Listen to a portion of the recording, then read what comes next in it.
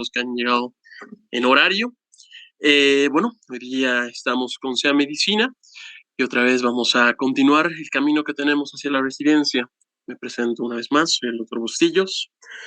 Y hoy día nos toca el tema de hígado, toda la parte instructiva de hígado, la parte anatómica, fisiológica y algunos temas sobre la valoración de este órgano tan importante y tan útil para todas las funciones del cuerpo. Bueno, como ya es usual en nuestras clases, haremos un pequeño repaso de cómo va el tema que hemos tocado la anterior semana. Podemos empezar. Y bien, bueno, vamos a la parte del absceso perianal. Ya han visto cómo son los abscesos perianales, o sea que es esta colección. Esta colección, vamos a dibujarlo para que no haya ninguna alteración. Esta colección de pus, de tejido purulento, secundario usualmente a una infección de las glándulas anales, ¿verdad? Y bueno, esta colección va a ir formándose en las estructuras que hemos visto, que ahorita vamos a volver a tocar, que son sobre todo adyacentes al ano y al recto, generando una masa, una presión constante y una colección marcada de tejido, de contenido purulento. Es, como ya hemos visto en la clase del día de ayer, una infección resultante de las glándulas anales. Es en base a la obstrucción y posterior infección de esta obstrucción. Generamos por diferentes motivos que la glándula anal se obstruya en la unión con la cripta. Esta unión va a generar un aumento de presión intraluminal, una proliferación bacteriana y una infección secundaria que va a mantener esta colección purulenta, que son restos de células neutrófilas, células protectoras del organismo, remanentes de las bacterias, que va a ir creciendo en tamaño. Y al no tener dónde drenar, va a empezar a generar una colección que eventualmente puede ser drenada espontáneamente o puede llegar a un drenaje médico, ¿no ven? Bueno, ya hemos visto que la misma propagación de las infecciones va a ser en base a los segmentos, a los espacios. Tenemos el espacio perianal, el espacio interesfinteriano, el espacio isquiorrectal o la fosa isquiorrectal y el espacio del supraelevador en base a los músculos supraelevadores. O sea que, yendo un pequeño recordatorio igual, los accesos perianales están ubicados justo debajo de la parte cutánea, son subcutáneos alrededor, en la circunferencia, en la vecindad del ano. Los abscesos interesfinterianos, igual como ya han visto en las imágenes, está entre el espacio, entre el esfínter interno y el esfínter externo. Esa prolongación de la mucosa, del músculo circular que tenemos en la pared rectal, que va a ser esfínter interno, y la amalgama de músculos que tenemos, el pubo rectal, el isquiococcígeo, bueno, todos los que hemos visto en las anteriores clases, en ese segmento se van a llegar a ubicar los abscesos interesfinterianos. Igual el absceso isquiorrectal, la parte posterior, como ya hemos visto, es en base a la fosa isquiorrectal, ¿ok? Lateral y posterior a los esfínteres anales. Y el absceso supraelevador está dado por esta colección que empieza a ascender, que va lateral y hacia arriba, como han visto en la anterior clase, en concordancia al músculo elevador del ano, ¿ok? Bueno, ya hemos visto que entre la parte epidemiológica, esto es mucho más común en adultos jóvenes, usualmente varones, sedentarios. Aquí muchas profesiones pueden ser factores de riesgo, usualmente choferes, conductores de tramos largos, camioneros son los que principalmente afectan, o en nuestro medio, conductores de minibuses que están un buen tiempo sentados. Oficinistas igual tienen mucha afección por el tiempo que no, por la posición, el sedentarismo que presentan. También enfermedades asociadas. Aquí podemos ver que la diabetes nos es un gran marcador de esta enfermedad, nos puede llevar a muchas complicaciones, bueno, de todas las enfermedades inflamatorias, por todo lo que puede, infecciosas, por todas las debilidades que puede generar en el tránsito nervioso y vascular. La enfermedad inflamatoria intestinal, ya hemos visto que tiene una gran relación estas patologías con la enfermedad de Crohn. La inmunosupresión, bueno, como en la mayoría de los casos de pacientes deprimidos, tenemos una dificultad en la reparación de estos segmentos, en el control y la contención de inflamaciones e infecciones, o sea que pueden desarrollar con más facilidad estas afecciones. ¿Qué clínica vamos a tener? Ya hemos visto que en los abscesos, sobre todo, empieza con un dolor anal severo, este dolor constante, que va a ser mucho mayor al sentarse y al hacer catarsis, al defecar. Por esto los pacientes buscan posiciones antiálgidas y la defecación les genera incluso temor a muchos pacientes. ¿Okay? Luego tenemos la tumefacción. Si recuerdan las fotografías que hemos podido ver, los casos clínicos del día de ayer, tiene esa masa endurada, en algunos lugares fluctuante, con eritema perimasa, un enrojecimiento perianal. El paciente puede tener náuseas, puede tener vómitos, adinamia, astenia, que van en relación al malestar general. De la misma forma va a tener una fiebre marcada. En los signos físicos, al examen físico va a tener una masa dolorosa. Al hacer la palpación de esa masa, de esa tumoración, va a doler de manera severa. Puede tener sitios de fluctuación, que va a ser donde ya no hay tejido, sino que hay la colección purulenta, usualmente donde se tiene que drenar. El eritema y el edema que ya hemos visto de la zona, que igual se va a ver en la inspección y en la palpación. Continuando en el diagnóstico, ¿cómo lo vamos a realizar? Usualmente el diagnóstico puede ser dado, especialmente en los pacientes que tienen abscesos subcutáneos, simplemente con una inspección. Al visualizar esa masa enrojecida, ya podemos definir que estamos frente a un absceso perianal. Al palparlo, igual como hemos buscado esa masa, ese segmento fluctuante, igual nos va a dar el diagnóstico de que estamos frente a un absceso perianal. Al tacto rectal, podemos localizar el origen del absceso, podemos llegar incluso hasta las criptas y generar esa tumoración de la parte interior, de la parte por el canal anal. En las imágenes hemos visto la ecografía perianal y ecografía transanal, que nos van a ser muy útiles para ver qué segmentos ha afectado, hasta qué posiciones ha afectado, hasta qué espacios ha afectado, y si está o no afectado el esfínter, o si hay trayectos fistulosos o no. La tomografía y la resonancia magnética igual es muy útil para ver en espacios complejos. Usualmente, dado que la resonancia magnética nos va a ser muy útil para definir tejidos blandos. En este caso estamos trabajando con músculo y espacio adiposo. ¿Cuál va a ser el manejo? Ahí nos vamos a la gran constante ancestral, que absceso drenado, absceso curado, usualmente un drenaje en forma de cruz, liberando todo el espacio para no generar quiebres tempranos, va a ser la resolución primaria del absceso. Después tratarlo con antibióticos concomitantes nos puede ser muy útil, nos puede ser de gran ayuda para el control a largo plazo, y seguir al paciente, controlarlo para evitar que se formen fístulas perianales, igual es de gran ayuda para no llegar a las complicaciones. Aquí el tratamiento, esa incisión, ese drenaje que estábamos hablando y el que hemos hablado el día de ayer, tiene que ser bajo anestesia. Sin embargo, esto puede ser dado en consultorio, sus consultorios, o en una consulta de emergencias, no necesariamente tiene que ser en quirófano. Sí se recomienda que sea bajo anestesia, pero puede ser local.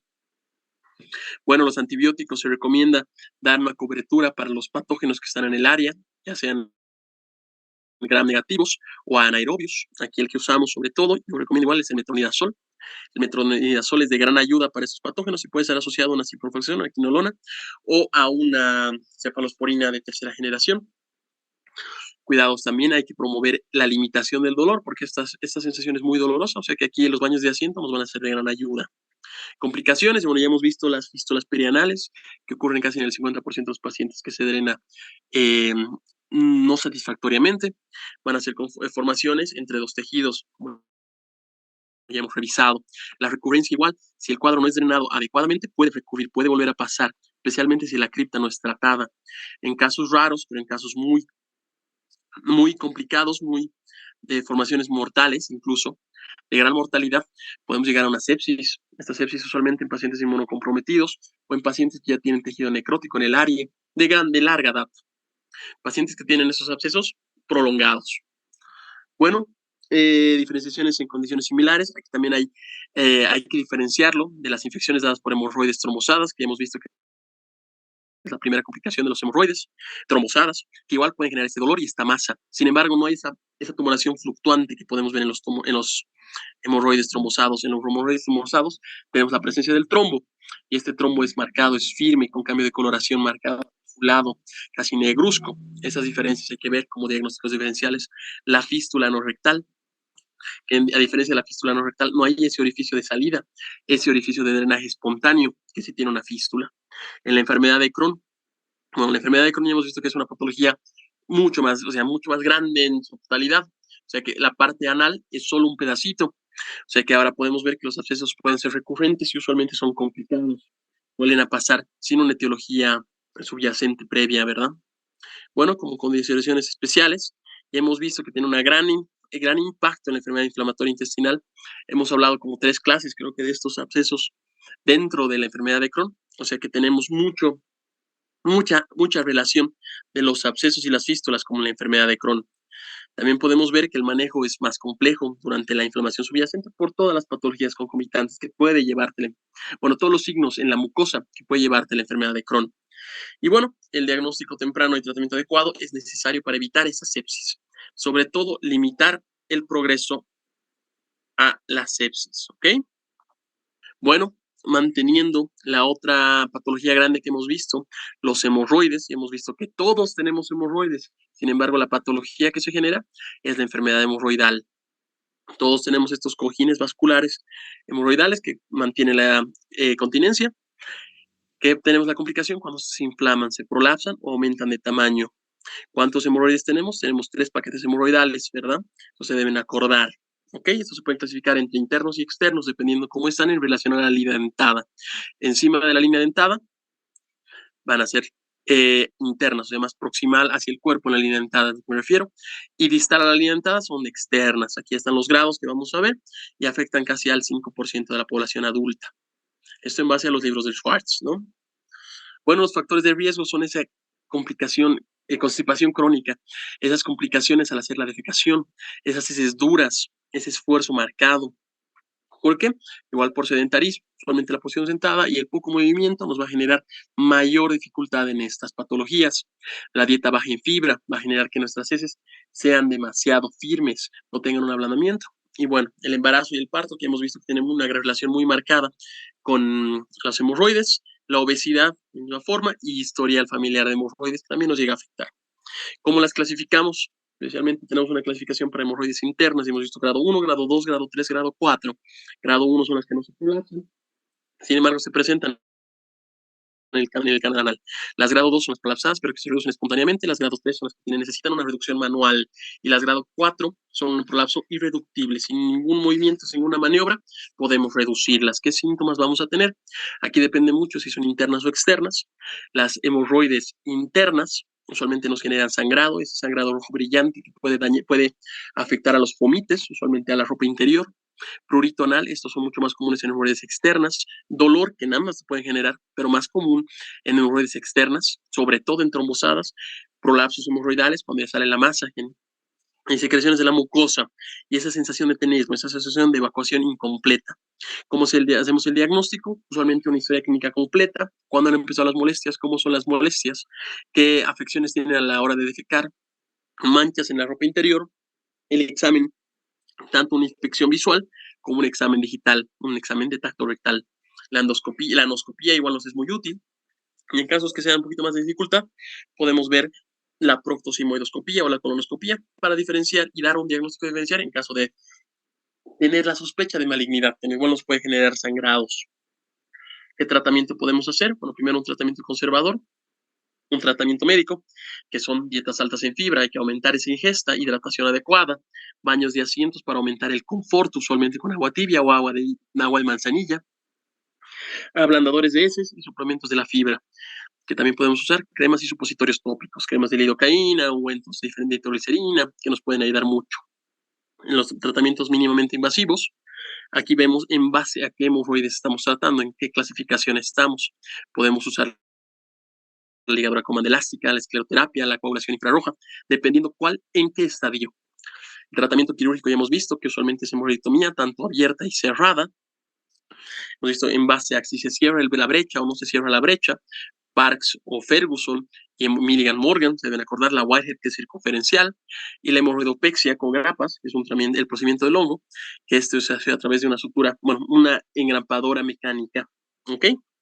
¿Qué complicaciones tenemos? Usualmente un dolor marcado postoperatorio, riesgo de sangrado, especialmente las hemorroidectomías abiertas, posibilidades de infecciones, dado la gran cantidad de bacterias que tenemos en el área, posibles retenciones urinarias, si es que hay compromiso del esfínter, También tenemos posibles estrecheces anales o ectropio en casos de la hemorroiditomía de Whitehead. Y bueno, continuando, ¿qué prevenciones a la recurrencia tenemos? Tenemos que mantener esa hidratación, tenemos que mantener esos hábitos alimenticios que estamos instaurando para evitar otra propagación, evitar esfuerzos defecatorios prolongados, ejercicios regulares, eso nos puede ayudar, y hemorroides trombosadas, hacer la excisión que hemos visto dentro de las 72 horas que se puede realizar. En cuidados posoperatorios, lo mismo, mantener una buena higiene perianal, continuar con esos baños de asientos que son muy importantes, el uso de analgésicos en base a la utilidad, si es que mientras está con dolor se utilizan analgésicos, y bueno, seguir con esa dieta blanda y evitar el estreñimiento. En el impacto psicosocial, bueno, nos afecta mucho la calidad de vida, no es normal para un paciente que tenga una protrusión a través del ano, las molestias tanto al defecar como al comer, por el riesgo, ese miedo que puede generar la posible prolapso hemorroidal, es muy marcado. La incomodidad, no pueden sentarse, no pueden caminar de la misma forma. Disculpar, un poquito de tos. Esa formación igual es muy importante limitar y brindar la educación necesaria al paciente. Y el seguimiento, ya hemos visto, es monitorizar la resolución de los síntomas, evitar las complicaciones y mantener el manejo constante del paciente, que casi es en todas las patologías, ¿verdad? Bueno, habiendo repasado eso, si no hay ninguna duda, podemos ir al tema que nos compete hoy, que es el tema de hígado. Está muy bien. Perfecto, gracias, Jaime. Bueno, continuando, doctores, empezaremos a hígado. Bueno, han debido escuchar de este órgano tan importante, yo creo que durante su formación.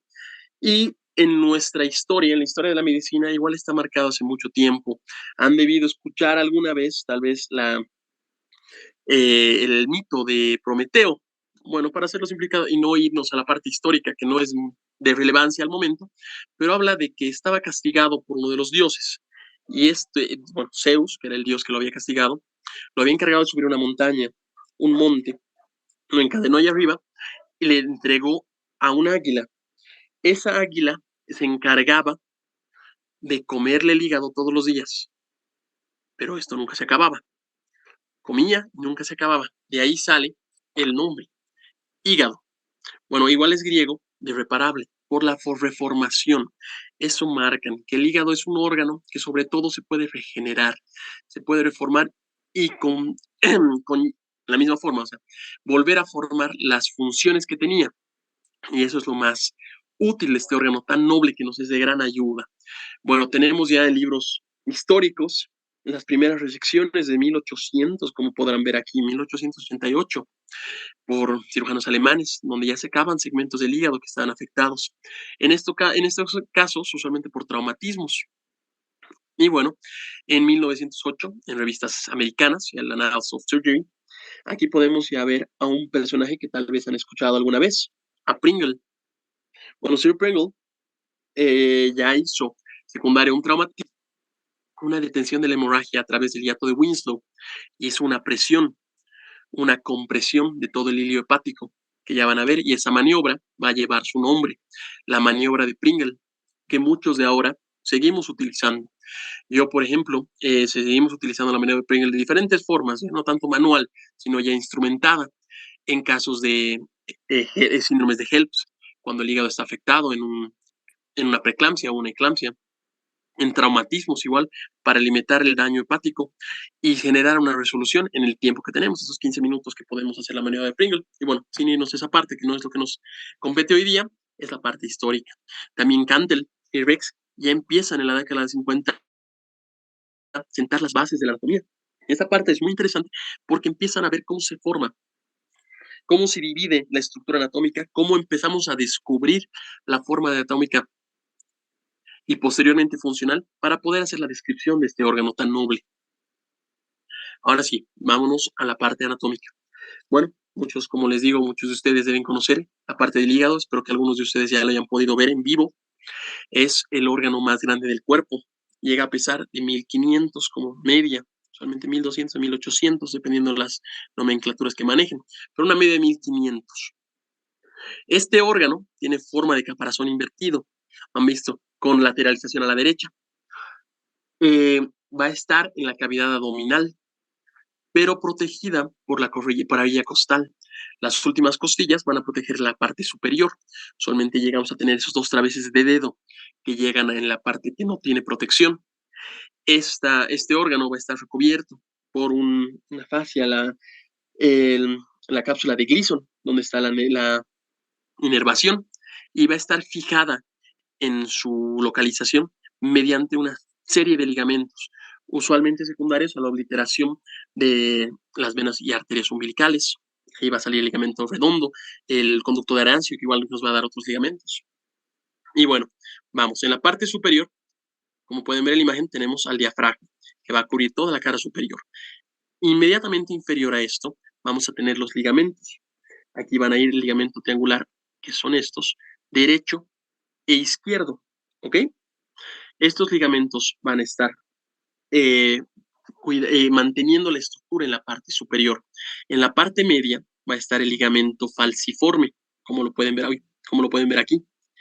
Va a separar la estructura, no funcionalmente, pero sí va a separar lo que antes había como el lóbulo izquierdo y el lóbulo derecho. Ahora ya hemos visto, especialmente bajo la clasificación de Brisbane, que es diferente la segmentación funcional del hígado, que ahorita vamos a poder avanzar esta parte. En la parte inferior de este ligamento falciforme tenemos al ligamento redondo, ¿ok?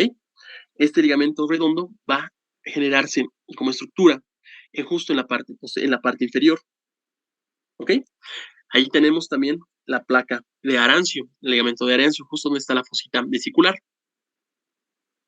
Este es el ligamento venoso fibroso, ¿okay? Que va a estar, bueno, que va a proteger toda esa parte. En los 2 lados del hígado, continuando los ligamentos triangulares, anteriormente al hígado, tenemos los ligamentos coronarios, que van a ir, mis dibujos no son muy rectos, que van a ir continuando los ligamentos que ya hemos visto, los ligamentos triangulares, justo en estos segmentos. Ahí los ligamentos coronarios, ¿ok? Y en la conexión con otros órganos, vamos a tener 2 grandes ligamentos, el ligamento hepatoduodenal y el ligamento gastrohepático. El ligamento gastrohepático, como lo pueden ver en la imagen, tiene una conexión entre la cara ventral del hígado, todos los segmentos inferiores, con la curvatura menor del estómago, todo este segmento. Ahí también tenemos un ligamento de importancia, el ligamento hepatoduodenal. El ligamento hepatoduodenal va a ser una conexión entre la fosa vesicular y el segmento del hígado, y segmentos del hígado, y las primeras porciones del duodeno. Aquí tenemos un orificio de importancia, de gran importancia, que ya lo mencioné, que es el agujero del Winslow, por donde también va a pasar el hilo hepático. Como ven aquí hay estructuras del hilo hepático. Quienes pasan por el hilo hepático, todo lo que va a llegar a irrigar la arteria, el conducto hepático, el órgano hepático en realidad, que son la arteria hepática y la vena porta. Al tener la cercanía con el conducto biliar, aquí también va a entrar el conducto biliar común. ¿Ok? Aquí ven las 3 estructuras. Atrás está en la parte oscura, azul, se puede ver la vena porta, en el rojo la arteria hepática, y aquí se puede ver el ligamento común. ¿Ok? Igual por este espacio se puede hacer lo que ya hemos mencionado, la maniobra de Pringle. Ahora, el hígado tiene partes, es un órgano macizo a la visualización directa. Sin embargo, ya en la anatomía segmentaria hemos podido diferenciar segmentos que tiene. Actualmente 8 segmentos. Antes se separaba a través de la línea de Cantel, que la línea de Cantel va desde la fosita vesicular hasta la vena cava inferior, separando los 2 lóbulos.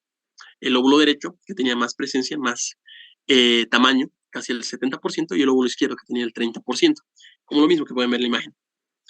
Ahí Cognot ha mandado la división de los 8 segmentos, que ya deben conocer, que son en base a las agujas del reloj, siguiendo el mismo trayecto. El segmento 1, también llamado caudado, segmento 2, parte superior del lado izquierdo, segmento 3 en la parte inferior del lado izquierdo, segmento 4, que esta tiene 2 segmentaciones, tanto el A y el B, que antes se llegaba a conocer como cuadrado. Sin embargo, esa terminología ya no es adecuada. A la parte derecha se ve el 5, el 6, el 7 y el 8, igual siguiendo las agujas del reloj, como igual pueden ver en la imagen azul, en esta imagen que estamos aquí. Sin embargo, Otros estudios posteriores, ya vino Bismuth, y Bismuth lo separó de forma funcional, en base a cómo se irrigaba y cómo se drenaba. Aquí ya pudo ver que esta forma funcional se separaba a través de las venas hepáticas. Y estas venas hepáticas van a marcar la actual separación, que igual nos maneja mucho la actual clasificación que las de Brisbane, que la vamos a ver enseguida. Esta separa a través de estas venas hepáticas, como pueden ver en esta imagen. En esta imagen, por favor. Aquí tenemos la vena hepática derecha. Esta vena hepática derecha va a correr a través de la cisura hepática y va a separar segmentos posterolateral derechos y de los anterolateral derechos. Y separa el 7 del 8, el 6 del 5, como ven aquí. Lo mismo que está en la imagen. Luego tenemos la vena hepática media, que esta es la principal, quiero que recuerden, que va a separar el hígado derecho del hígado izquierdo. Todo el segmento derecho, que son el 8, el 7, el 6, el 5, de los segmentos izquierdos, del 4, del 3, del 2. ¿Ok? Perfecto. Y la cisura izquierda, que está dado por la vena hepática izquierda, como pueden ver aquí, que va a separar los segmentos hepáticos igual en posteriores izquierdos y anteriores izquierdos. ¿Ok? Aquí está la clasificación antigua. Ahora, igual tenemos en su interior al lóbulo caudado. Este lóbulo caudado va a estar directamente en relación con la vena cava inferior. Sin embargo, por el tamaño, usualmente no llega al espacio, o sea, no llega a formar, y aparte por la posición en la cara posterior. Aquí tenemos una parte muy importante que se llama la vesícula biliar y la fosa de la vesícula biliar. Esto lo vamos a tocar más a detalle en la clase del día jueves cuando toquemos vesícula biliar. Sin embargo, está limitado por los segmentos 5 y los segmentos 4B, ¿ok? Donde va a generar la unión del conducto cístico, del conducto hepático común y todo lo que llegamos a tener en su interior, que ahorita vamos a ver más a detalle. Como les comentaba, aquí tenemos ya la clasificación de Brisbane. Y la clasificación de Brisbane ya lo he separado desde el año 2000, Brisbane por la ciudad de Australia, donde se ha hecho el consenso, en dos lóbulos. Pero estos dos lóbulos son diferentes a los que se tenían antes. La línea de Cantel, aquel ligamento falciforme que pueden ver, ya no es lo que separaba, sino es esta funcionalidad, esta arteria hepática media. Y lo va a separar en 8 segmentos de misma forma. Aquí vamos a tener el lóbulo caudado en sus tres segmentaciones. El lóbulo de Spiegel en la porción precabal, cerca de la vena cava, y el proceso caudado propiamente dicho. Aquí vamos a tener el segmento 2, que va a ser el segmento lateral izquierdo. Segmento 3, que igual es en base al segmento lateral izquierdo. El segmento 4, que vamos a ver como ven aquí, es de la parte izquierda, pero es el segmento medial izquierdo. Y el lóbulo derecho, que va a dar la parte 5, 6, 7 y 8, que ya van a ser el lóbulo anterior y posterior derecho, en base a su respectivo. O sea que lo único que cambia aquí es que los segmentos 4 y 5, que están a la derecha del ligamento de Cantel, ya son parte del lóbulo izquierdo, por la funcionabilidad, ¿ya? Perfecto. Bueno, aquí otro punto clave, otro punto que nos marca el Schwartz, y de gran importancia, es que al operar el hígado, la vesícula, el páncreas y todos estos elementos, órganos cercanos, es esencial identificar esta anatomía, especialmente la parte vascular y de los conductos biliares. ¿Por qué? Porque si no lo hacemos de forma adecuada, podemos llegar a tener muchas complicaciones quirúrgicas. Y una parte que, bueno, nos deja costar mucho en el transoperatorio es ver las variantes. Lamentablemente estos órganos, bueno, no sé lamentablemente voy a hacer el plan divino, pero estos órganos no son la formación que tenemos dentro de los libros, es la común hasta cierto punto. Sin embargo, hay muchas variantes que enseguida vamos a poder revisar y eso hay que verlo porque cuando operamos tanto hígado, ya sea segmentaciones, derivaciones, liberaciones de quistes ideatídicos, segmentectomías, lobectomías, trasplantes hepáticos, o cuando operamos vesícula de una simple colecistectomía laparoscópica, bueno, no simple, pero una básica de colectomía laparoscópica, podemos tener esas alteraciones y estas alteraciones pueden llegar a diferenciar mucho a la cirugía de una cirugía rápida, sin complicaciones, a una laceración de vía biliar, una laceración de arteria cística, una laceración de arteria hepática común, que nos puede generar un mayor daño y una mayor complicación. Bueno, como hablamos, la parte normal, el hígado tiene una irrigación de sangre bimodal de dos formas. Esta va a estar dada en la primera instancia por una arteria hepática, que nos va a dar el 25% de la irrigación, y una vena porta, que nos va a dar el 75% de la irrigación. Aquí hay que entender que aquí pueden ver la arteria hepática. Esta arteria hepática está dada por el tronco celíaco. ¿Ok? Para arteria hepática nos va a dar la arteria hepática común y la arteria gastroduodenal. Como pueden ver aquí, arteria hepática común, arteria gastroduodenal. Continuando esto, ya tenemos la arteria propiamente dicha, que sería este segmento. Esta arteria propiamente dicha va a continuar y ya va a entrar en la parte intrahepática y nos va a dar tanto la arteria izquierda y la arteria derecha, la arteria hepática izquierda, cada una irrigando los segmentos adecuados, los segmentos que tienen que ser irrigados, usualmente en el lado izquierdo, el 2, el 3, el 1, el 4, en el lado derecho, el 4, el 5, el 6, el 7 y el 8. Aquí hay que ver que el lóbulo caudado usualmente tiene irrigación de ambos lados, igual un drenaje venoso de ambos lados. Ahora, esta es la disposición normal, la disposición natural. Sin embargo, solo el 76% de los casos tiene esta irrigación. El 24% tiene anatomías variables. Aquí ven cómo es la anatomía normal. Pues vámonos a lo normal.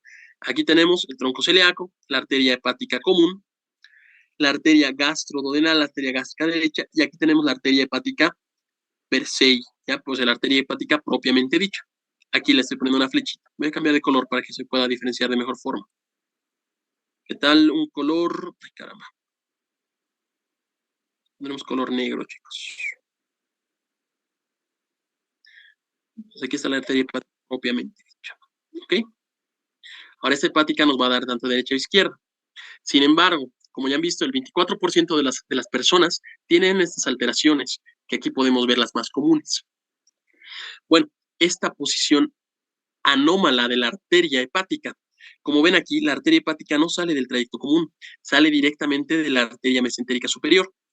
Este trayecto, como pueden ver aquí, está anómalo y nos puede generar un gran cambio en todas las visiones normales de tanto la vesícula biliar como el hígado. Esto está presente en 10 a 15% de los pacientes. Posición anómala de la arteria hepática derecha proveniente de la rama de la arteria superior, mesentérica superior. ¿Ok? Bueno, en la posición anómala, en la segunda grado de frecuencia, tenemos una posición anómala de la arteria hepática izquierda, que proviene de la arteria gástrica izquierda. Esta ya no va a salir del tronco hepático común, que ya hemos visto por acá, sino este va a salir de la arteria gástrica, que la pueden ver acá. ¿Ok? Esto está dado en de 3 al 10% de los pacientes. Luego, aquí también hay que ver posiciones anómalas de las arterias hepáticas, tanto derechas o izquierdas. Como pueden ver aquí, esta arteria ya tiene formaciones anómalas y ya llega a interrumpir nuestro vía común del trayecto biliar, que igual tiene sus alteraciones. O sea que esto está dado del 1 al 2% de los pacientes. Y bueno, otra anomalía es una arteria hepática común proveniente de la arteria mesentérica superior, como pueden ver acá. Esta nos va a dar tanto derecha e izquierda, pero sale directamente de la hepática común, perdón, de la arteria mesentérica superior.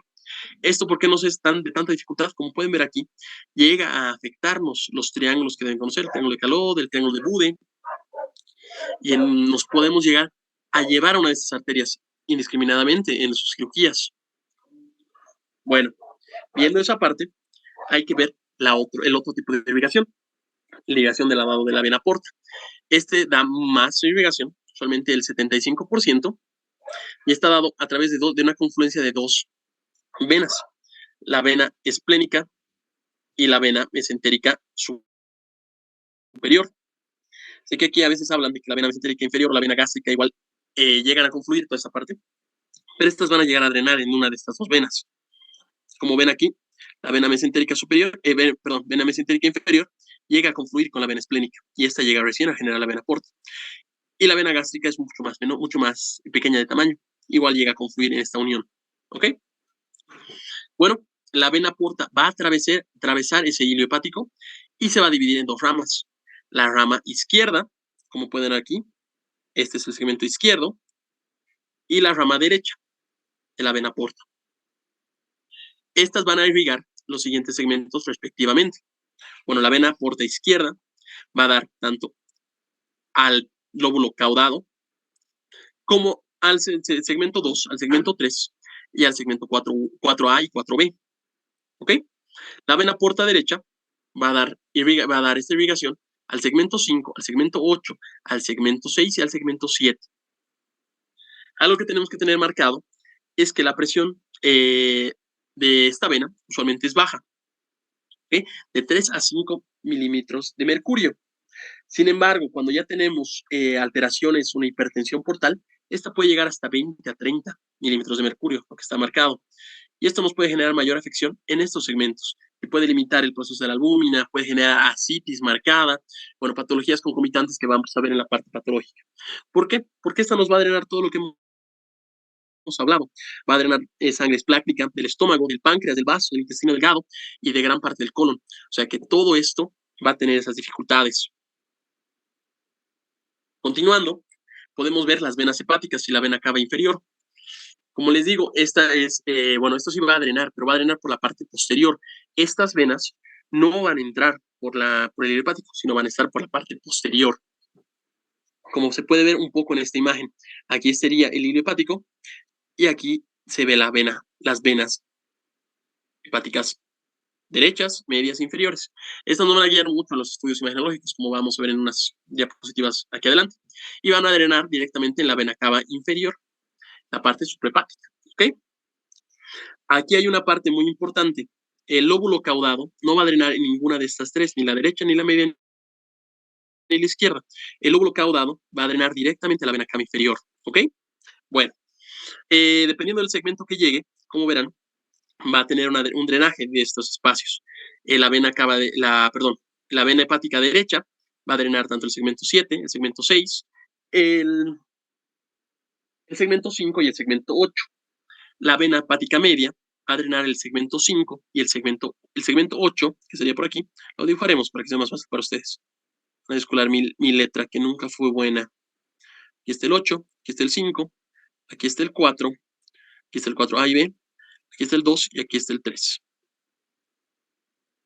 Entonces, en base a cómo están las venas, igual van a drenar estos segmentos. La vena hepática derecha tiene esa facilidad de drenar desde el 5 hasta el 8, todos esos segmentos. La vena hepática media va a drenar del segmento 5 al segmento 8. La vena hepática izquierda va a drenar todo el segmento izquierdo, el 2, el 3 y el 4. Y hemos visto que lo bloqueado el segmento 1 va a ser drenado por la vena inferior, la vena cava inferior. Ahora, yendo también a los conductos biliares y conductos hepáticos, esto ya es dentro del lirio hepático, ¿ok? Porque esto nos va a dar el origen al conducto cístico y a la vesícula biliar. Igual, por favor, esta parte es muy importante a los que llegan a hacer operaciones vesiculares.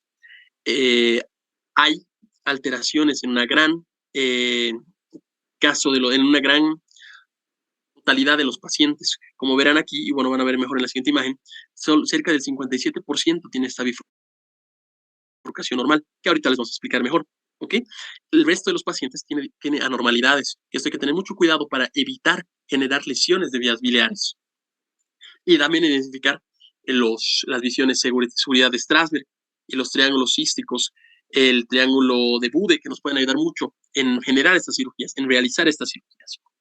Y bueno, como pueden ver aquí, estos visiones hepáticas se van a generar un conducto hepático común, que usualmente es este, y luego van a ir a la división del hepático derecho. Este es el izquierdo y este es el derecho. El derecho igual se puede dividir en uno anterior y uno posterior, ¿ok? Esto ya hemos visto que tiene una variabilidad muy marcada y hay que evitar esas lesiones para las fugas biliares. ¿Cómo se van a dividir? Bueno, la parte más común, el grueso de los pacientes tiene esta bifurcación normal, que aquí podemos ver el hepático común y el hepático izquierdo, lado izquierdo, y el hepático derecho. Este sería el hepático derecho, este vaso. De ahí se van a dividir dos ramas, la rama derecha anterior y la rama derecha posterior. Sin embargo, en 12% de los pacientes hay una trifulcación. Aquí se va a dividir en tres directamente. No hay hepático derecho, sino directamente se dividen en derecho anterior y derecho posterior. Aquí son tres. ¿Ok? Bueno, en casi el 16% de los pacientes tenemos alteración en los conductos. Hay una bifurcación, pero directamente se va a la rama anterior, derecho anterior, hepático izquierdo, y del mismo hepático izquierdo sale la rama del derecho, del posterior. Igual cerca del 4% de los pacientes hay alteraciones en los conductos derechos. Aquí del conducto hepático común va a salir la rama del derecho, posterior. ¿Okay? En cerca del 5% de los pacientes tenemos alteraciones en la formación del conducto posterior derecho. Aquí verán, muy parecido a lo que teníamos previamente, pero esta vez en la cara anterior sale el conducto de la rama posterior derecha del conducto izquierdo. Sé que esa parte es un poquito intricada y un poquito... pero es bueno que los conozcan. Como les digo, estas son patologías que pueden llegar a pasar cualquier cirugía. En casi el 1% de los pacientes tenemos una bifurcación con el conducto de la rama posterior derecha, hay un hepático izquierdo y del mismo hepático izquierdo sale la rama anterior. En una visión un poquito más menos frecuente, ya tenemos una ausencia de confluencia de los hepáticos comunes. Aquí pueden ver que las ramas salen de una forma más desorganizada. Ya no hay el hepático izquierdo, sino que empiezan a haber ramas múltiples para ir a cada segmento. Desde el 1, desde el 2, del 3, del 4, todos los que están en el lado izquierdo. Y el lado derecho se mantiene con la anterior y la posterior. Igual, en el 1% de los pacientes que tenemos esta dificultad generan lo mismo, pero de otras formaciones. Muy a detalle no quisiera entrar porque son partes intrahepáticas, son mucho más intricadas. Igual, puede haber formaciones que salen directamente del conducto cístico, que ya te dan la rama del conducto hepático posterior. Bueno, manteniendo esto, hay que ver cómo es la inervación, cómo es el drenaje linfático. La inervación está dada sobre todo por el nervio vago. ¿Ok? El nervio vago nos va a dar dos ramas, la rama hepática anterior y la rama hepática posterior. Ambos dados, uno del vago izquierdo y uno vago del derecho. Anterior del izquierdo, la posterior del derecho. Esto nos va a dar la inervación parasimpática para toda la formación que vamos a ver enseguida con la fisiología del hígado. Y la inervación simpática ya está dado por los nervios esplácnicos y los torácicos mayores. Aquí también vamos a tener una formación que es dado por el ganglio celíaco, que está todo en estos segmentos, ¿ok? Se pudo ver en estudios que pacientes que han recibido un trasplante hepático pueden llegar a tener denervación del hígado. Y esto puede tener una funcionabilidad normal, una adecuada funcionabilidad. En pacientes que han tenido un trasplante, al generar el trasplante se le ha sacado toda la parte nerviosa y este hígado ha ido reformando eso, que va a lo que hemos hablado del comienzo, que este órgano es muy reparador, muy hepar, como dice su nombre. Bueno, esta es una causa muy común, la inervación, porque cuando tenemos afecciones, cuando tenemos esta distensión de la cápsula de Gleason, podemos tener dolor en la parte del hombro derecho, que es por distensión de la cápsula de Gleason o irritación diafragmática. Esta omalgia es marcado por cualquier separación que tiene esta capsulita de Gleason, que nos puede ser ya por hematomas, lesiones, traumatismos, quistes, que están contenidos dentro de la cápsula y empiezan a distender, que es la parte donde duele el hígado, ¿ok? Bueno, y el drenaje linfático es generado dentro del hígado. Hay espacios presinusales que deben conocer por la parte de histología, el de Dice, que estos van a dar el drenaje a las hendiduras periportales de Moll. Estas drenajes van a dar a los ganglios linfáticos, tanto del conducto cístico como del hilio hepático. Aquí tenemos un ganglio muy grande que se nota en las cirugías de colecistectomía laparoscópica, el ganglio de Calot. ¿Ok? Y esto va a drenar eventualmente a los conductos biliares, a la arteria cística, a los conductos linfáticos cercanos a la arteria cística, que vamos a ver en toda la parte de oncología de la vesícula biliar, y puede llegar a los ganglios linfáticos celíacos. Todo esto va a drenar eventualmente a los ganglios linfáticos cardiofrénicos. ¿Ok? Que eso es lo de importancia. Bueno, ahora vámonos a la fisiología hepática. ¿Para qué nos sirve el hígado? ¿De qué nos sirve? Alguna vez me acuerdo, hace buenos años atrás, que algún docente me preguntó, nómbrame 400 funciones del hígado. Y bueno, ahora repasando, puede ser que lleguemos a más. Bueno, otro punto clave del Schwartz marca que el hígado es la glándula más grande del cuerpo y desempeña una amplia gama de funciones. Bueno, aquí vamos a ver unas cuantas, no vamos a poder tocar las 400 que les menciono, pero vamos a poder tocar algunas. Entonces, sobre todo, te marca que esta glándula te va a generar almacenamiento, metabolismo, producción y secreción. ¿Ok? Este es el órgano más grande para el metabolismo de la glucosa, de los lípidos y de las proteínas. A través de dos formas. Va a ser tanto en ayuno como después del alimento, la parte postprandial. Entonces, en el ayuno te va a poder generar glucógeno a través de dos formas bien marcadas, que aquí las tienen, la glucogenólisis y la gluconeogénesis. ¿Ok? Ya hemos visto, bueno, esto han debido ver por la parte de bioquímica, que marca que la glucogenólisis es esa descomposición del glucógeno a través, para formar estos carbohidratos, estas formaciones energéticas. Y la formación de nuevo en todo caso, de la glucosa va a ser a través de esa gluconeogénesis, al no tener esa ingesta de alimentos. ¿Ok? Y bueno, en la parte postprandial, en el estado postprandial, vamos a ver eh, que a través de la circulación de esa glucosa, de los alimentos, de los hidratos de carbono que llegan, podemos tener esta síntesis de glucógeno, dado por dos partes muy grandes, la glucólisis y la lipogénesis. Okay, aquí vamos a poder catalizar, separar todos los componentes del glucógeno ya absorbido para tener una formación, una absorción de esta energía. Y esto va a ser mediante de la formación de bilis, la producción de colesterol y de ácidos grasos, que nos va a permitir esa emulsión de todos los nutrientes que tenemos en el intestino. ¿Ok? Bueno, aquí a través también de todo esto, de esta diseminación de los aminoácidos, de esta desestructuración de estas formaciones más grandes, vamos a tener otras formaciones, que aquí uno de los no marcados es el amoníaco. ¿Ok? Otras funciones que tenemos es formar proteínas plasmáticas. Aquí muchos han de escuchar de la albúmina. También el hígado es muy marcado para las funciones de la coagulación. Los factores de la coagulación, casi la mayoría, exceptuando uno, que es el factor 8, están dados en base a esto. Y bueno, que son toda la parte de las cascadas de complemento. También vamos a marcar el metabolismo de los antibióticos, de los fármacos, por sustancias que vamos a ver en la siguiente diapositiva. Y respuestas inmunológicas a muchas células, funciones que vamos a poner reacciones de fase aguda, secreciones de lipopolisacáridos, formaciones de óxido nítrico. Bueno, informaciones que vamos a ver enseguida. Entonces, ¿cómo se forma todo esto? Y hemos visto que en el hígado vamos a tener dos formas importantes, la formación de la bilis y el metabolismo de la bilis, de la bilirrubina. Entonces, ¿qué es la bilirrubina? La bilirrubina es el producto del catabolismo del grupo hemo. ¿Okay? Dentro del eritrocito tenemos estas formaciones del grupo hemo y al desestructurarlo vamos a tener esta porción específica que se llama bilirrubina. Perdón, bilirrubina. Esta se va a unir a una proteína transportadora, igual dada por el hígado, casualmente, la albúmina. Esta proteína transportadora va a llevar la bilirrubina y la va a llevar al hígado para generar la conjugación, ¿ok? Llevarlo de no conjugado a conjugado o de indirecto a directo.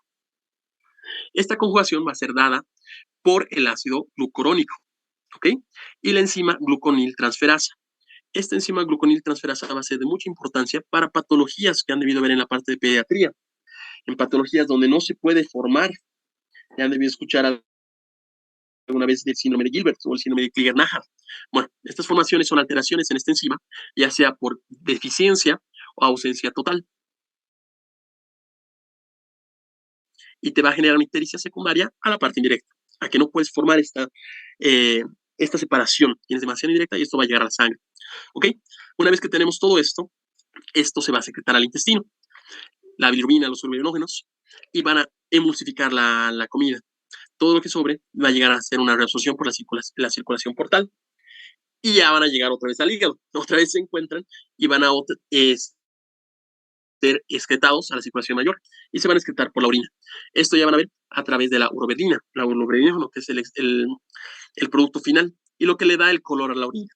Y por eso cuando tenemos pacientes que están con alteraciones ictéricas, usualmente tenemos coluria, ¿no? Porque todo esto se va a secretar por la orina. ¿Cómo se forma la bilis? Bueno, esta es una sustancia orgánica e inorgánica que están dentro de un líquido complejo en una solución alcalina. Es una forma grande de componentes principales. Estos componentes que van a ser parte de los pigmentos biliares, las sales biliares, los fosfolípidos, colesterol, algunos electrolitos y el agua que van a estar dentro de esa solución alcalina. Esta amalgama, este conglomerado, de sustancias va a tener dos funciones principales: la digestión y la absorción de grasas, de lípidos, y la eliminación de estos productos de desechos. ¿Ok? Bueno, estas sales biliares, como ya hemos visto, van a ser secretadas, van a pasar por las vías biliares principales, van a llegar al intestino y ahí se van a llegar a reabsorber, usualmente en el ileón terminal. Y se pueden llegar a reutilizar casi hasta el 95% por la circulación intrahepática. El ileón terminal los absorbe, pasan a la circulación de la vena porta, vuelven a entrar al hígado y vuelven a generar la misma función. ¿Ok? Entonces hemos visto la formación y los metabolismos de la bilirrubina, básicamente. O sea, eso es un pantallazo, porque la parte bioquímica es mucho más intrincada, mucho más profunda. Pero para los efectos del curso, yo creo que esto es lo que nos va a funcionar. El metabolismo de los fármacos igual es a través de dos fases. Como el hígado han debido escuchar, que es el lugar donde se metabolizan la gran mayoría de los fármacos. Por eso hay algunos fármacos que tienen una posibilidad de bypassar el hígado, que es otra función, solamente los sublinguales. Bueno, pero eso no es fuera del tema.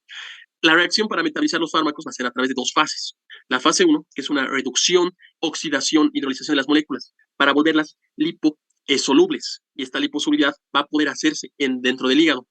Y la fase 2, ya usualmente dentro del hígado, va a ser una conjunción y una conjugación de estas estructuras, generando la liberación de lo que lleguemos a necesitar, una función sintética, una función en la que se puede eliminar esas sustancias tóxicas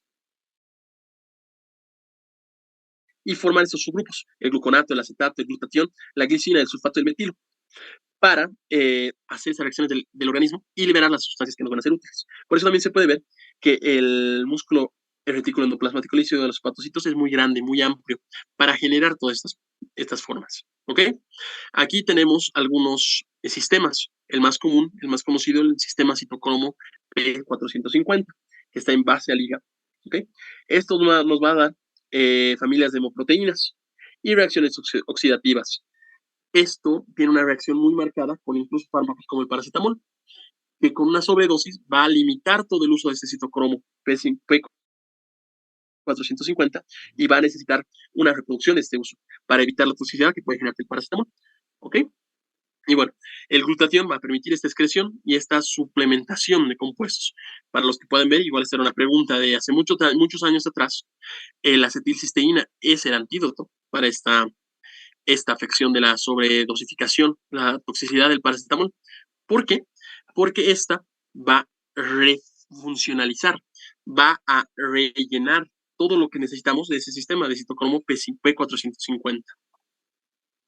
Bueno, yéndonos un poquito más a lo demás, tenemos pruebas de función hepática. Las pruebas de función hepática las deben conocer, perfil hepático algunos lo llaman. Bueno, son una serie de pruebas que nos van a marcar algunos marcadores. Los más comunes: el ACT, el ALT, la fosfatasa alcalina, la gamma-glutamil transpeptidasas y la bilirrubina. Bueno, ¿qué es el ACT? ¿Qué es el ALT? El ACT es el aspartato transaminasa y el ALT es el alanino transaminasa. Ahora, una importancia grande es que ninguna de estas te va a medir la función hepática, solo te van a medir el daño celular. Este aspartato transaminasa y esta alanina transaminasa igual son resultados de la gluconeogénesis. Aquí transferimos a los glucosaminos del aspartático de la alanina de los ácidos cetoglutaráticos. Sé que estas son formaciones de la energía y así podemos vernos. Estos nos van a ser marcadores, algunos más específicos que otros. Por ejemplo, el AST se puede encontrar no solo en hígado, sino se encuentra en el músculo del corazón, músculo cardíaco, músculo estriado, riñón, cerebro, páncreas, pulmones, mientras que la ALT, la aspartato, la alanina transaminasa, es sobre todo de hígado. O sea que te puede marcar daño en esta formación de energía de múltiples espacios, de múltiples sustancias. Igual, la fosfatasa alcalina es una enzima de la distribución tisular. Esto se encuentra sobre todo en hígado y en huesos, o sea que no es específico al hígado, sobre todo. La gamma glutamil transpeptidasa, igual el GGT, es otra enzima que sí se va a encontrar en los hepatocitos y en las barreras epiteliales del conducto biliar. O sea que igual es sensible, ¿no?, para enfermedades hepatobiliares, no simplemente hepáticas. Y bueno, las bilirrubinas ya han visto que son las indirectas y las directas, conjugadas y no conjugadas, dependiendo de cómo van. Bueno, al ver la lesión hepatocelular, sí nos podemos dar algunos indicios a través de las transaminasas. Aquí las más específicas, como ya hemos visto, es la ALT, la alanino transaminasa, ¿no ven? Que también es conocida como la SGPT, también piruvica transaminasa, ¿ok? Esta, como ya hemos visto, es característica del hígado. Y la AST, la aspartate, perdón, la aspartato transaminasa, es de hígado, de riñón, de hueso, de cerebro, de músculos, o sea, que nos pueden dar. Aquí podemos diferenciar para ver si la afección es sobre todo en hígado o es en otras estructuras. Como pueden ver este ejemplo de la hepatitis viral o el abuso de alcohol, estas van a generar daño en múltiples espacios, en múltiples órganos. O sea que hacer un ratio, una distribución de la AST sobre la ALT nos puede guiar mucho para ver si la afección es sobre todo hepática o es generalizada, ¿ok? Igual, las lesiones isquémicas, ingestas de toxinas nos pueden generar aumento en estas transaminasas. Bueno, aquí hay que ver que tenemos dos sustancias que sí nos pueden guiar mucho. La función de síntesis del hígado. Y estas están dadas por la albúmina, sobre todo, y los factores de coagulación. Aquí los tiempos de protrombina y LR nos pueden ser de gran ayuda. Como ya hemos hablado, la albúmina va a ser una proteína de transporte que el hígado va a producir. El hígado va a producir cerca de 10 gramos de albúmina por día. ¿Ok? 10 gramos de hígado por día. Sin embargo, esto está dado en base a nuestra función nutricional, sobre todo cómo está nuestra disfunción renal, a diferentes sustancias. Esta nos puede llegar a generar una visión de cómo está el hígado. Si se está generando de forma adecuada esta albúmina, estamos dentro de parámetros normales. Hay que tener la capite de que la albúmina tiene una vida larga prolongada, hasta casi 20 días. O sea que nos puede dar falsos positivos o falsos negativos. Si es que tenemos albúminas bajas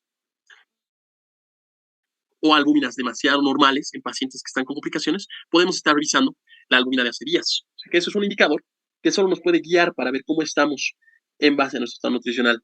Los factores de coagulación, aquí vamos a tener sobre todo los factores vitamina K dependientes, que ya han visto que son el 10, el 9, el 7 y el 2. 1972 era mi menú técnico para acordarme de toda esa parte. Estos factores se van a sintetizar solo en el hígado. O sea que cualquier alteración o cualquier dificultad dentro del hígado nos va a generar daño. ¿Ok? Bueno, aquí también hay que ver al TP, al tiempo de protrombina, que se va a guiar en base a estas vías. Cualquier alteración en este tiempo de protrombina, que es el cambio de la protrombina a la trombina, en cualquier prolongación de este tiempo, nos puede indicar de que tenemos un daño dentro del órgano hepático. Igual hay que ver el índice internacional normalizado, ratio, el INR. Este INR se marca a través de dos cosas. Se marca a través de nuestros índices de la población, es un índice del PP, del tiempo de protrombina del paciente, sobre es una división sobre el índice de protrombina de la población en general. Ya puede ser de países, de ciudades o de mismos servicios, de mismos hospitales. Y eso nos da un promedio. Ahí lo normal es un 1 aproximadamente, ¿no? Pero estas alteraciones igual nos pueden generar algún daño de que estamos frente a alguna alteración dentro del hígado. ¿Ok? Bueno, como ya han visto, estos valores igual pueden prolongarse con deficiencias de vitamina K, que es un factor predisponente de la formación de esto. O tratamientos con anticoagulantes. Aquí el más común, la warfarina. Pues todos estamos viendo qué te puede decir que el hígado está dañado. Bueno, volviendo a la parte de la colistasis. La colistasis es esa afección que va a alterar el flujo normal de la bilis, desde la formación del hígado hasta la conexión del intestino delgado, hasta el cinta de Oddi. Entonces, aquí vamos a poder ver que hay dos causas grandes, dos causas marcadas que nos van a generar esa elevación, ya sea de bilirrubina no conjugada, indirecta, o bilirrubina conjugada, directa. Las causas intrahepáticas, que sobre todo van a estar dadas, como lo van a ver, prehepático o intrahepático, por afectaciones dentro de las formaciones de hemólisis o efectos isquémicos, hipóxicos o hereditarios, que nos pueden generar una elevación de la bilirrubina indirecta. Aquí también hay que marcar que la bilirrubina indirecta es más grande, es mayor en cantidad que la bilirrubina directa, usualmente de 90% a 10% en la totalidad. O sea que un aumento de esto usualmente nos guía, un aumento de la bilirrubina indirecta nos guía a causas intrahepáticas. Un aumento de la bilirrubina directa nos va a generar una sospecha de que la afección es en la obstrucción posthepática del árbol biliar. Ahora, estas causas extrahepáticas nos pueden guiar también en intraluminales, extraluminales o intramurales. Bueno, pero esta parte lo vamos a ver un poquito más en la parte de vesícula biliar. Pero cualquier obstrucción del árbol biliar te eleva las bilirrubinas conjugadas, también llamadas bilirrubinas directas. La fosfatasa alcalina, como hemos visto, esta enzima, igual te guía sobre todo obstrucciones de la parte biliar. Como hemos visto, es indicadora del epitelio biliar, o sea que te puede generar estos daños. Te puede guiar sobre estos daños. Ahora, cuando ya tenemos un proceso de colestasis, tenemos que hablar de ictericia. La ictericia es esa coloración amarillenta que han debido revisar en algunos pacientes, tanto en la parte de la piel, segmentos en mucosas y en las escleras. Se puede visualizar, se puede evidenciar una vez que el paciente tiene de 2.5 a 3 miligramos por decilitro de segmento biliar, de pigmentos biliares, en la sangre, en la parte sérica. ¿Okay? Y esto diferencia dónde está pasando, dónde se está generando. En la parte prehepática, en la parte intrahepática y en la parte posthepática. Como ya hemos visto, la parte prehepática es en base a este grupo hemo, esta hemólisis que puede generar. Este grupo hemo que tenemos bilirrubinas no conjugadas puede generarse a través de algunas patologías, que aquí ven algunas, alteraciones y sobreproducción y liberación de esto al sistema sérico, es decir, al sistema circulatorio generalizado. ¿Qué son las que más te afectan aquí? Anemias hemolíticas, afectaciones con pérdidas de albúmina, trastornos genéticos, trastornos de la membrana, esferocitosis, electrocitosis, defectos enzimáticos, afectaciones en la estructura de la hemoglobina, donde esta sangre no va a poder ser conjugada dentro del hígado porque ya está dañada, ya tiene alguna alteración en algún segmento. ¿Ok? Bueno, en la parte intrahepática ya vemos eventos dentro del hígado. Estos eventos pueden ser tanto hereditarios como eventos isquémicos que no generan la transformación, la conjugación de la bilirrubina. Y al no generar esta conjugación, este sobrante de bilirrubina va a ser excretado al sistema circulatorio sistémico. Aquí que estamos hablando, los síndromes que les he hablado, alteraciones en la enzima gluconiltransferasa. Aquí está, los más comunes, el síndrome de Gilbert, el síndrome de Klinger-Najar, que son en pacientes neonatos, que lo han debido ver mucho más a detalle en pediatría, bueno, específicamente en neonatología. Trastornos genéticos también como el síndrome de Rotor, el síndrome de Durbin-Johnson, sepsis marcada, que afectan esta transposición, trastornos autoinmunes, antibióticos que nos pueden generar alteraciones en la bilirrubina. Cualquier afectación en este patocito, que ya sea por sobreuso, como la sepsis, que está demasiado trabajado, que no puede generar esta transformación, o en afecciones dentro de las sustancias que generan esta conjugación, nos puede generar esta transformación intrahepática.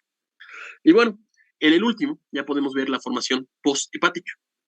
Aquí son principalmente por alguna afectación del árbol biliar. Ya después del hígado, esta bilis sale ya en forma conjugada, en forma directa, pero por algún motivo no llega al tracto intestinal, sino que se extravasa y llega a ser recaptada por los vasos sanguíneos laterales. Aquí es principalmente por obstrucciones. Obstrucciones ya sean luminales, extraluminales o intramurales. Obstrucciones intraluminales, la más común es la coledocolitiasis. Obstrucciones intramurales, usualmente aquí tenemos colangiocarcinomas, afecciones neoplásicas que afectan la pared. Y en infecciones extraluminales extrínsecas, aquí ya tenemos iatrogenias por lesiones, obstrucciones por pseudoquistes, igual pancreatitis, nos puede generar una obstrucción que comprime el árbol biliar y genera esta obstrucción extrínseca. ¿Ok? Y bueno, esto igual lo vamos a ver un poquito más a detalle en la parte de vesícula biliar, que es el día jueves. Bueno, continuando, aquí vemos vías de señalización molecular de la misma forma en el hígado. Bueno, esto vamos a hacer un pequeño pantallazo igual, porque sobre todo te marca cómo se inflama. Aquí podemos ver que el hígado es el sitio de proteínas de fase aguda de mayor liberación, con mayor rapidez. Aquí, ¿quiénes van a marcar? Las interleucinas, las citocinas. ¿Y quiénes van a marcar esas condiciones inflamatorias? Cualquier infección, cualquier traumatismo, cualquier neoplasia. Y van a empezar a liberar estas formaciones. ¿Quiénes tenemos sobre todo?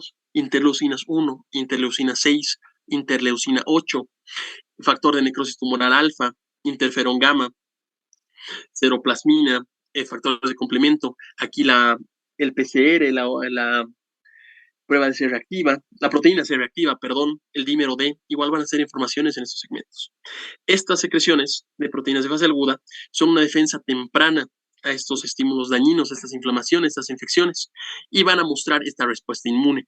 O sea que nuestra respuesta inmune va a estar muy relacionada, intrínsecamente relacionada a cómo está la funcionabilidad de nuestro hígado. Bueno, aquí también tenemos la señalización de lipopolisacáridos. El LPS es lipopolisacáridos. Aquí una de las funciones importantes del órgano, igual del hígado, es la vigilancia inmunológica y la depuración de bacterias. Como ya conocen, muchas de las bacterias gram negativas producen esta endotoxina a través de los lipopolisacáridos. Y vamos a tener formaciones para guiarnos para llegar a atacar estas bacterias. Aquí tenemos los lipopolysaccharide binding proteins, las proteínas de unión a los liposacáridos, las LPD, los cluster differentiation 14, que nos van a guiar como opsonizaciones para igual marcar estas afecciones y llegar a hacer una fagocitosis. Los LCR, los toll-like receptors, los receptores parecidos a toll, como un peaje, ¿verdad? Que igual nos van a ayudar a marcar estas afecciones y limitar su proceso inflamatorio y infeccioso. Como lo marca aquí con mucha importancia, es una última barrera que impide que las bacterias y las toxinas alcancen esta circulación sistémica. Como el hígado va a drenar toda esta parte de la circulación portal, que es venoso, aquí también podemos limpiarlo de todas estas afecciones. ¿Cómo se hace esto? Con todas estas sustancias, estos mediadores inflamatorios que les he mencionado, van a marcar tanto las endotoxinas como a las bacterias. Y a través de macrófagos, que son las células de Kufner, los que están en el hígado, van a poder hacer una fagocitosis marcada, ¿okay? Opsonización, que también se llama. Aquí también tenemos la presencia del óxido nítrico. El óxido nítrico es un radical libre que nos va a generar que va a ser generado por la cascada inflamatoria. Al generar esa inflamación, vamos a producir óxido nítrico. Este óxido nítrico nos puede ser tanto funcional como perjudicial, dependiendo cómo están las funciones de la parte hepática, por la misma producción de inflamación. Bueno, como ven aquí, en condiciones fisiológicas nos va a permitir mantener una perfusión hepática adecuada para llenar toda esa irrigación necesaria para mantener el hígado. Y en condiciones patológicas pueden generar mayor isquemia, dañar la reperfusión y hacer un mayor daño hepatocelular. Otra formación que nos puede ser de gran importancia es el síndrome hemoxigenasa. Esta enzima va a limitar la degradación del grupo hemo y va a limitar la producción de biliverdina, que es un derivado de la bilirrubina. También va a limitar la producción de monóxido de carbono y hierro libre. Esto puede ser un protector de las células, un citoprotector endógeno, dependiendo cómo está la afección inflamatoria. Sin embargo, de la misma forma, un exceso de esto, igual que el óxido nítrico, nos puede llevar a un estrés oxidativo. Bueno, como les digo, esto depende mucho de cómo está. Un sistema hemooxigenasa aumentado nos puede ser protector. Y bueno, hay que evitar el estrés oxidativo. No quiero llenarlos mucho de esta parte bioquímica porque es solo un introductorio para todo lo que vamos a ver en las patologías, que vamos a ver un poquito en la siguiente clase. Igual los receptores toll-like, los receptores tipo peaje, que son los marcadores para generar esa opsonización. Estos te marcan las señales, reciben las señales de estos patógenos, de estas endotoxinas, de estas bacterias, para tener un marcador. y este marcador va a generar una inflamación, una invasión microbiana, una lesión tisular, y te va a marcar qué patógeno te está realizando eso, para luego tener una formación macrófaga que pueda ir a hacer la fagocitosis marcada. O sea, una vez que lo marco, que digo que este es mi patógeno, este es el que me está generando daño, viene la célula encargada de generar la liberación y puede ir directamente. Opsonización, como también se llama. ¿Ok? Esta es la interfaz entre la inflamación microbiana y la inflamación estéril. Bueno, saliendo de esa parte implicada de bioquímica, vamos a la valoración radiológica del hígado. Esta parte es un poquito más bonita y yo creo que muchos de ustedes igual la han debido hacer. ¿Cuál es la prueba de primera línea para valorar el hígado? El ultrasonido, la ecografía. La ecografía en modo B, o sea, en modo de escala de grises, lo que conocen, la comúnmente conocida ecografía, porque la en modo A es en formaciones lineales, que era un poquito más antiguo, es una de las que más nos sirve para poder ver la estructura del hígado y de los órganos vecinos, de los órganos circundantes. También nos puede ayudar mucho el flujo Doppler para ver cómo van las formaciones, especialmente de un segmento tan vascularizado como es el hígado. ¿Qué limitaciones podemos tener? Bueno, lamentablemente por la posición del hígado, la parte superior es de difícil acceso. Aquí tenemos todo el segmento torácico, que nos dificulta el acceso por la parte de las costillas. También tenemos visualización incompleta por los límites de tanto el órgano, el hígado, como posibles lesiones. La parte posterior es de difícil acceso.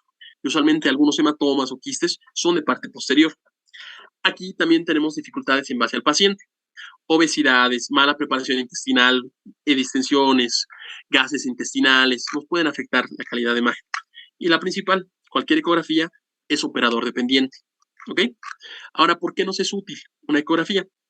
Porque en primera instancia no es costosa. Un ecógrafo, bueno, hasta en nuestro medio, una ecografía básica, incluso puedes llegarlo a tener por 100 bolivianos, tal vez un poco menos incluso. Está disponible en una amplia gama. En muchos hospitales, la mayoría tienen un ecógrafo para hacer uso. Un ecografista, bueno, un imagenólogo. Igual hay muchos servicios privados que también te generan esto. O sea, es de fácil acceso. No te genera radiación, no es irradiante. Y es muy bien tolerado por los pacientes. Solo es ecogenicidad. O sea, solo vas a ver sonidos. Y esas ondas no van a generar un daño. Y bueno, te puede ayudar mucho en patologías de órganos circundantes, en este caso biliares, y de lesiones hepáticas focales, que es lo que vamos a ver en la siguiente unidad. La ecografía intraoperatoria es el gold standard de algunas lesiones hepáticas. ¿Eso quiere decir? Que en casos donde no podemos llegar durante el transoperatorio, usualmente se recomienda hacer una ecografía intraoperatoria. ¿Ok? Van a detectar casi el 30% de lesiones, más que otras modalidades de imagen preoperatoria, más que imágenes de tomografía o más de rayos X. En casos de neoplasias, nos van a permitir estadificaciones de tumores y visualizaciones de estructuras vasculares que ahorita vamos a poder ver. Y nos pueden guiar para hacer resecciones guiadas. Aquí están los drenajes ecoguiados o algunos tratamientos quirúrgicos también ecoguiados, donde vamos a poder, en base a ese plano, ir llegando a la estructura que queremos. También otro estudio, que es una elastografía, se puede hacer por ultrasonido. ¿Qué es la elastografía? La elastografía va a medir cómo está la estructura del hígado para limitar los grados de fibrosis o de cirrosis. Vamos a ver cómo es la densidad del hígado. Y además otras escalas que, bueno, cuando podamos ver fibrosis o cirrosis, nos va a guiar esto. Es muy específica y muy sensible para tanto las guías de cirrosis en comparación a una biopsia, que es un tratamiento invasivo. Lo que les hablaba de que nos permite ver estructuras vasculares. Aquí podemos ver cómo en una ecografía hepatobiliopancreática nos permite, voy a cambiar de color para que se pueda ver mejor.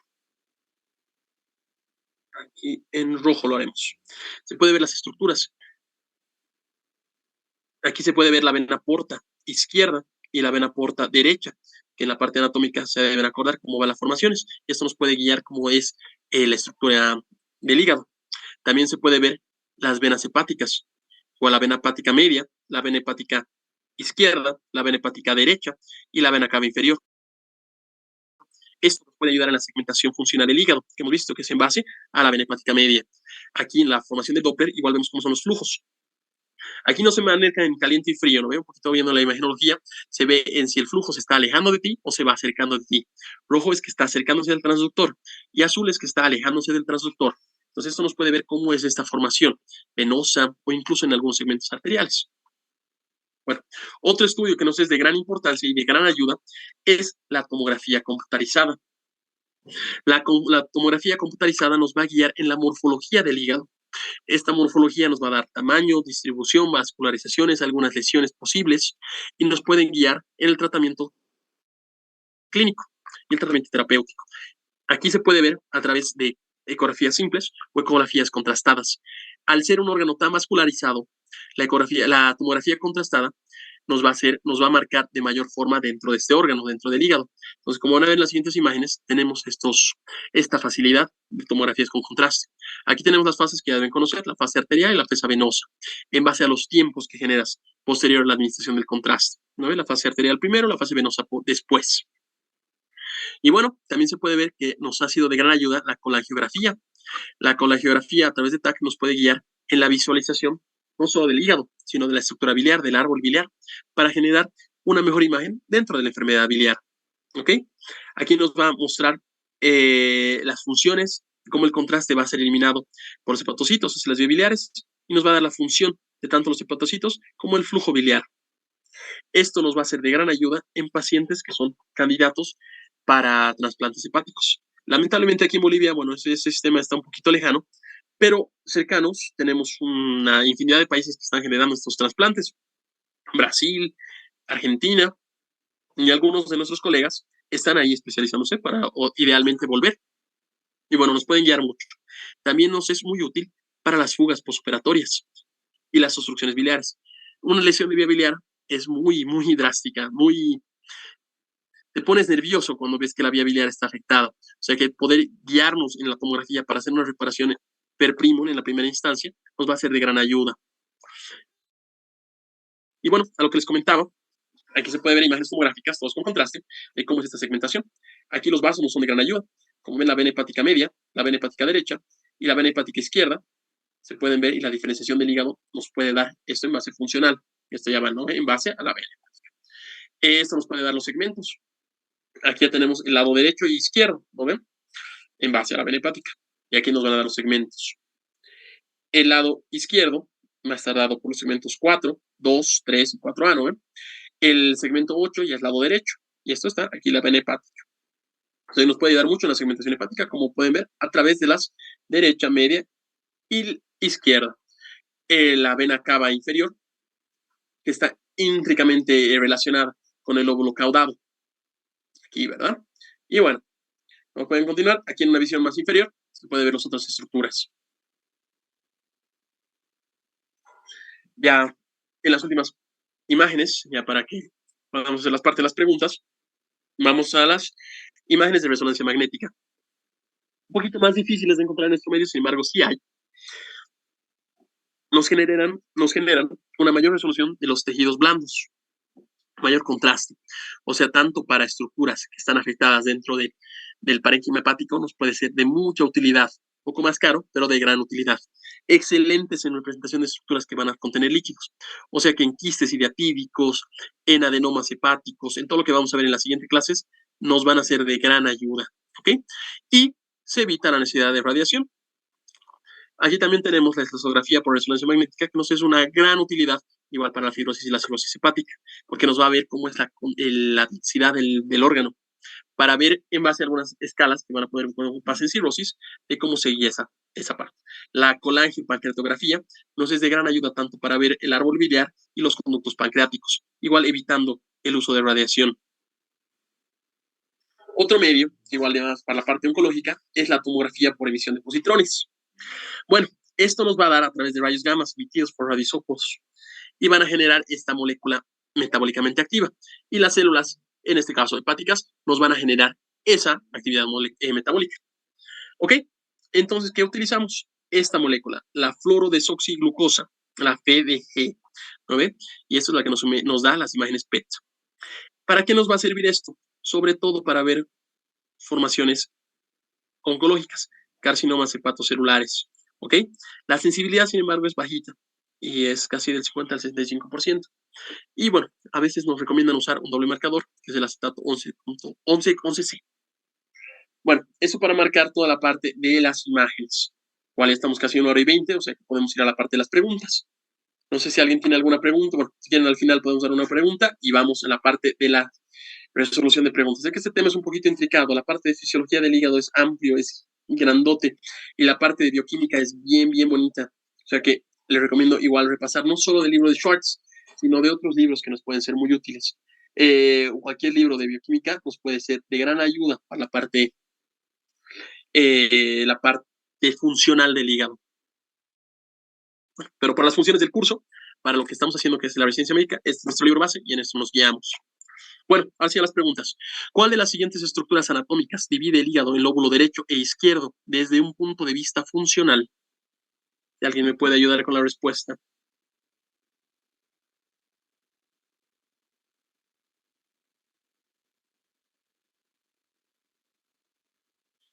Perfecto. A todos los que están poniendo, aquí veo los datos de Josué, Nelsi, Ariel, perdón. Exacto, es la vena hepática media. Hemos visto que las venas hepáticas son las que nos dividen de forma funcional. ¿Lo ven? Bueno, ¿qué segmento hepático se encuentra en posición posterior y es drenado principalmente por la vena hepática derecha?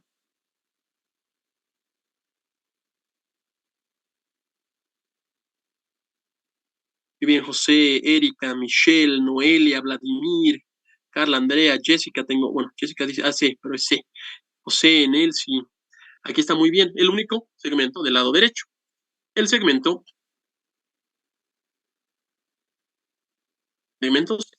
perfecto, dado por la vena hepática derecha. ¿Cuál de los siguientes enunciados describe correctamente el segmento 1, el lóbulo caudado del hígado?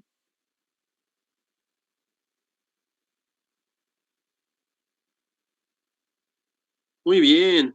Aquí tengo un montón de respuestas de Iván, Natalia, Carla, Alexandra, igual con C. Es el que drena directamente a la vena cava inferior.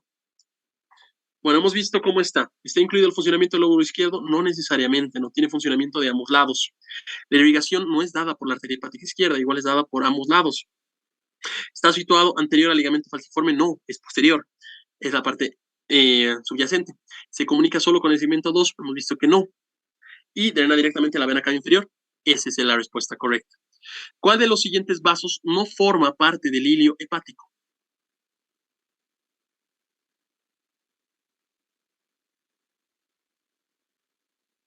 No, no es el conducto hepático izquierdo. ¿Se acuerdan que hemos hablado de las venas? Y las venas van de para la cara posterior. Eso, Andrea, muy bien, Natalia, José. Exactamente. La arteria hepática propia sí nos va por el hilio hepático. La vena porta, claro que sí, son las tres estructuras. El conducto hepático común sí, porque es la parte biliar. Y el conducto hepático izquierdo se separa de ese segmento. Hemos visto las diferenciaciones de las alteraciones anatómicas. La vena hepática derecha, sin embargo, va por la parte posterior, drena por la parte posterior. O sea que esa no forma parte del hilio hepático. Muy bien a los que hayan podido responder correctamente. ¿Cuál de los segmentos hepáticos corresponde al área donde se encuentra usualmente la vesícula biliar? Esto igual teníamos fotitos, o sea que tienen que saberlo. Iván, Michelle, Jessica, Ismael, Andrea, William, José, muy bien. Wilder, muy bien. Elsie, muy bien. Es el segmento 4B. ¿No ves? Está segmentado entre el 4B y el 5. De que esa es la respuesta correcta. ¿Qué estructura anatómica delimita el segmento 1 del resto del hígado? ¿Cuál es la que tiene mayor relación? Vladimir, muy bien. Andrea, Natalia, Alexandra, muy bien los que están participando. Es la vena cava inferior. Hemos visto que la mayoría de sus relaciones son son muy intricadas con la vena cava inferior, tanto que drena eso, que su relación es lo que va a delimitar toda la parte del segmento caudado, del lóbulo caudado. Bueno, continuando, ¿cuál de las primeras estructuras que definen, cuál es la principal estructura que define la orientación de los segmentos hepáticos en la clasificación de Koniaud? Esto, por favor, recuérdense de la clasificación de Koniaud. No es la misma que la de Bismuth que hemos visto al final. Es un poquito más histórico esto. No, no es la trayectoria del conducto colédoco. La fisura del ligamento redondo no, es un poquito más antiguo. Es la atribución de la vena porta. ¿Ya? Eso van a ver en la parte histórica. En la parte, la fisura del ligamento redondo es lo que separaba antes todo. Los dos segmentos en el lóbulo izquierdo y el lóbulo derecho. Sin embargo, en ambas formas fisiológicas ya va la distribución. Muy bien, José, Andrea, me están respondiendo exactamente. Distribución de la vena porta. Que va a dividir en los sectores y en base a sus ramas, ¿verdad? En base a la irrigación, no tanto el drenaje. Bueno, continuando. ¿Qué características distingue al lóbulo caudado, al segmento 1, respecto a la irrigación portal?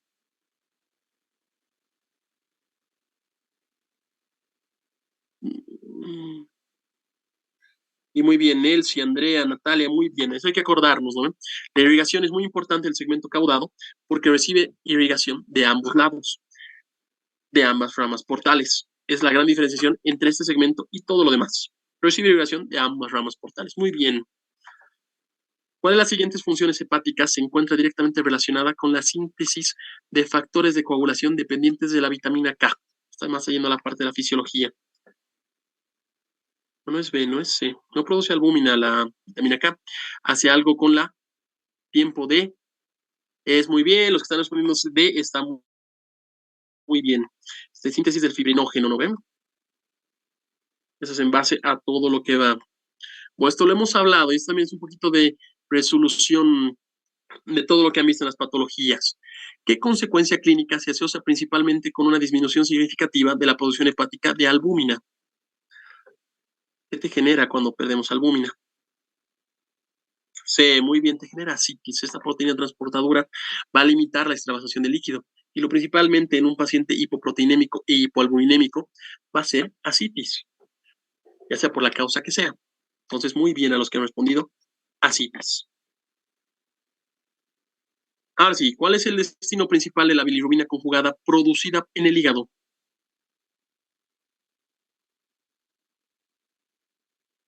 Seguida de las respuestas. Andrea, Hugo, muy bien, Gabriel, Erika. Tiene que llegar al intestino, ¿no? Y ahí se va a formar en uropilinógeno. Uropilinógeno en el intestino, perfecto. A través del esfínter de Oddi en la segunda porción del duodeno, ¿no ven? Estamos muy bien. Bueno, ¿cuál es el mecanismo por el cual el hígado regula la glucemia en condiciones de ayuno? Ayuno, porque hemos visto que hay dos formas, ¿no? Cuando está postprandial y ayuno. P, perfecto. Glucogenólisis y la gluconeogénesis. Vamos a lo último que podemos hacer hoy día. ¿Qué componentes sintetizados por el hígado es fundamental para la absorción de grasas en el intestino? Esto igual hemos visto. No puedo llegar. D, sales biliares. No, caramba, no estoy queriendo salir. Ahora sí. D, muy bien. Todos están respondiendo muy bien. Sales biliares. Perfecto. Bueno, igual ya casi estamos 1 hora y media. O sea que espero que haya podido ser de su provecho. Como les digo, este tema es mucho más complejo si nos centramos a la totalidad de la bioquímica, de la fisiología. Sin embargo, por la parte que nos interesa ahorita, la parte de cirugía, es lo que podemos hacer. Si tienen alguna duda, por favor, no duden en comunicarme. Y ya vamos a ir viendo la siguiente clase, que es el día de mañana. Como les digo, estamos en una sesión, en un par de sesiones maratónicas. Va a ser un tema bien bonito, infecciones de hígado, que lo pueden ver. Abscesos hepáticos piógenos a medianos, toda la enfermedad idiatídica, quistes hepáticos. Y vamos a tocar un poquito, voy a intentar tocar un poquito de lesiones hepáticas benignas, igual, de la misma forma. Uy, perdón, me pasé una diapositiva más. No, de verdad, con mucho gusto, doctores. Como les digo, espero, no los estoy escuchando, sé que tal vez están funcionando, escuché algunas voces ahí, pero si no, igual en los mensajes puedo leerlos. Es un tema bonito, intricado, pero es más que todo ingreso a todo lo que vamos a ver en las siguientes patologías, que es lo que más nos va a ayudar. No solo en patologías de hígado, sino en patologías de vesícula biliar, incluso páncreas. Esas partes nos van a ser muy útiles. Gracias, doctor. Con mucho gusto, con mucho gusto. Buena clase, Doc, hasta mañana. Hasta mañana, descansen y nos vemos mañana. Mañana igual 7:30, ya hemos visto abscesos hepáticos.